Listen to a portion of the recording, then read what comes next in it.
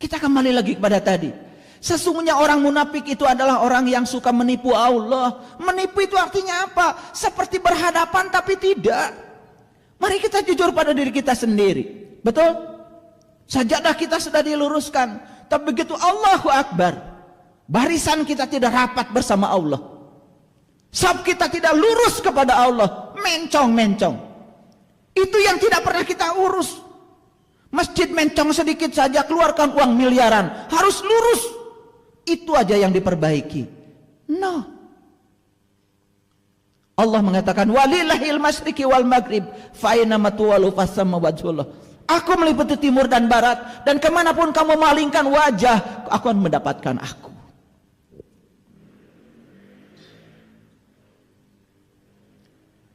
Jamaah yang sesungguhnya kita dengan Allah. Dan selama ini kita tidak berjamaah. Kenapa? Kita nggak kenal siapa yang akan kita sembah. Bahkan kita tidak berusaha untuk mencarinya.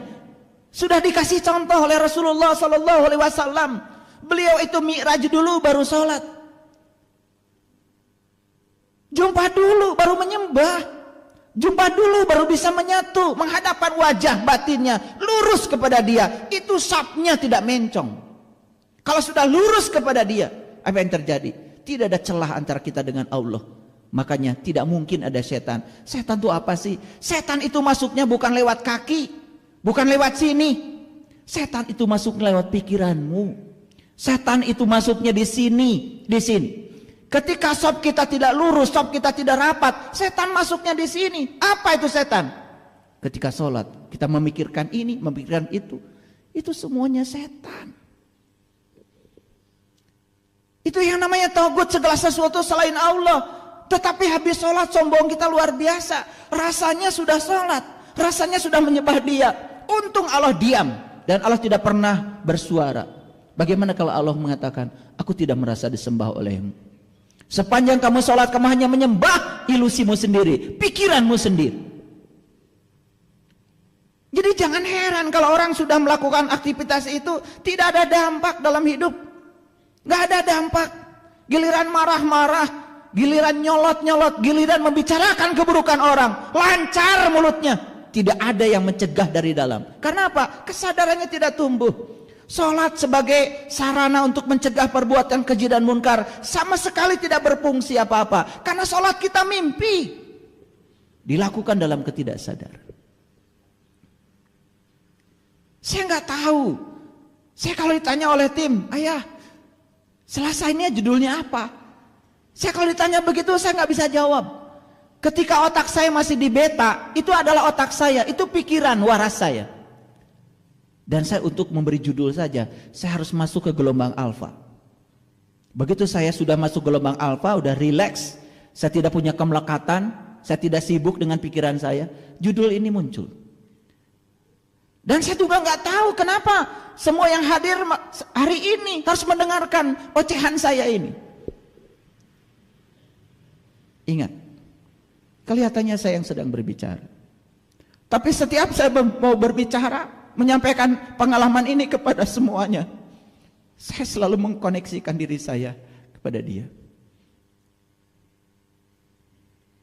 Subhanaka la ilma lana illa ma 'allamtana innaka antal alimul hakim. Maha suci Engkau ya Allah.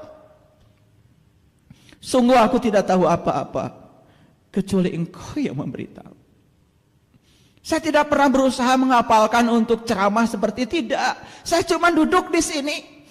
Bismillahi tawakkaltu ala Allah, la haula wala quwata illa billah. Ya Allah, silahkan. Aku diciptakan Engkau untuk menjadi kepanjangan tanganmu, menyampaikan cinta kasih-Mu. Jika ada yang hendak Engkau sampaikan kepada semua hamba-hamba-Mu yang Kau cintai, yang sedang memasangkan telinganya di tempat ini ataupun di tempat lain, karuniakanlah kepada mereka ya Allah. Karuniakanlah kepada mereka.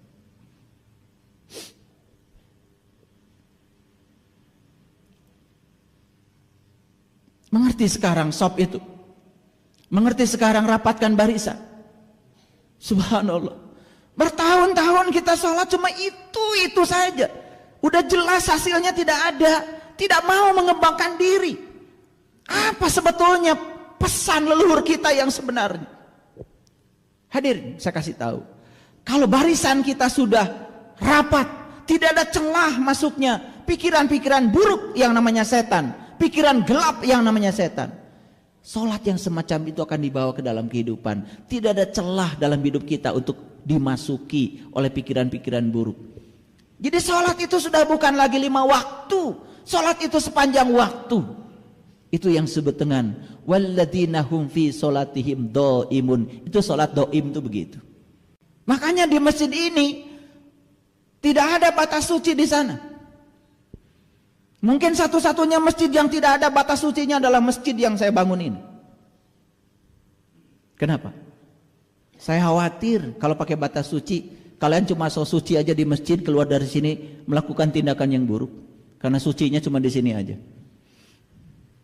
Saya tidak batasi karena suci itu di sini, dimanapun. Kalau kita berkesadaran, kesucian itu akan selalu melekat.